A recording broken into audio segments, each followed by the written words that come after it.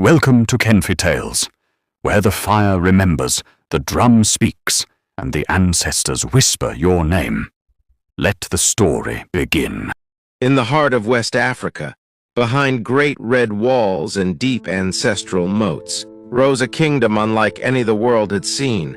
Mighty, mystical, magnificent. This was Benin, a place where kings ruled as gods, where bronze sang the stories of generations, and where the soul of a people was cast in ivory and flame. But in the year 1897, a shadow crossed the kingdom, a foreign hunger that came not to trade, but to conquer. This is the story of resistance, of legacy stolen, of a king betrayed, and a heritage scattered across the world. This is the fall of the Great Benin Kingdom. The fall of the Great Benin Kingdom, a story of empire, art, and resistance. 1897. In the heart of West Africa, for centuries before the advent of European colonial powers, lay the magnificent Benin Kingdom. This wasn't merely a tribal settlement. It was a sophisticated empire, a beacon of culture, power, and astonishing artistry. Its capital, Benin City, was a marvel,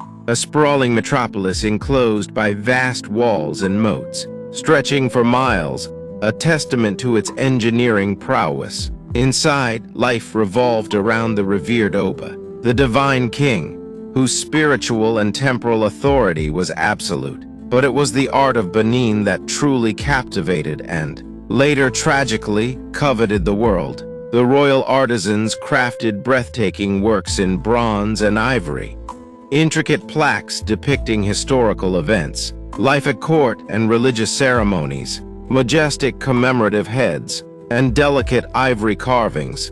These weren't mere decorations.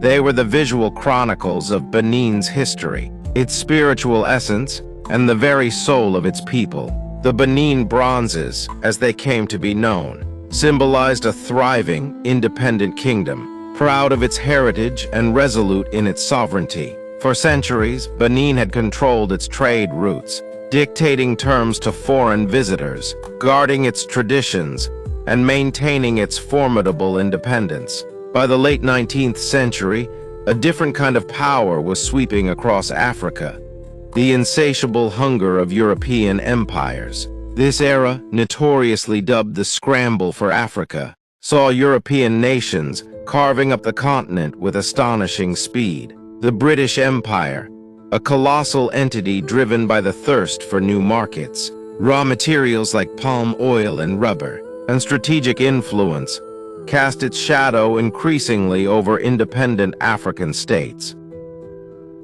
Orba Ovenramwen, the last independent ruler of the mighty Benin Kingdom, was eventually captured, stripped of his authority and exiled to Calabar. He lived out his remaining years far from his ancestral home, a poignant symbol of a deposed monarch and a fallen empire. His kingdom was formally annexed and absorbed into the British protectorate. Its centuries of independence brought to an abrupt and brutal end. The traditional way of life for the Benin people was shattered, replaced by the imposition of colonial rule and its new systems. The story of the Benin Kingdom's fall in 1897 is far from over. Today, the dispersed Benin bronzes stand as powerful, often uncomfortable, symbols in museums and collections across the globe. They serve as a stark reminder of colonial injustice, the systematic destruction of indigenous cultures,